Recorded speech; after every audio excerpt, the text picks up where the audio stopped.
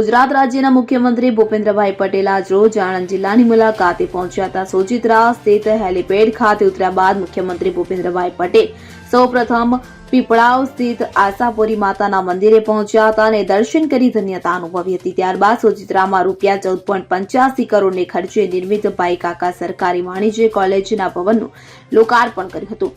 જે બાદ મુખ્યમંત્રી સોજિત્રા સ્થિત JS પટેલ ગર્લ હાઈસ્કૂલ ખાતે કાર્યક્રમ સ્થળે પહોંચ્યા હતા કે જ્યાં મુખ્યમંત્રી ભૂપેન્દ્રભાઈ પટેલને હસ્તે ₹8,997.98 લાખના 39 જેટલા વિકાસ કામોનું ખાતમુહૂર્ત તથા ₹2,976.28 લાખના 13 જેટલા વિકાસ કાર્યોનું લોકાર્પણ કરી કુલ ₹11,974.26 લાખના વિવિધ 52 જેટલા વિકાસ પ્રકલ્પોની નાગરિકોને ભેટ આપી હતી। જિલ્લાની મુલાકાતે આવેલા ગુજરાતના મુખ્યમંત્રી ભૂપેન્દ્ર પટેલે પીપળાવ સ્થિત આશાપુરી મંદિરમાં માતાજીની પ્રતિમાને પુષ્પાર્પણ કરી આશાપુરા માતાજીની વિવિધ પૂજા અર્ચના કરી હતી।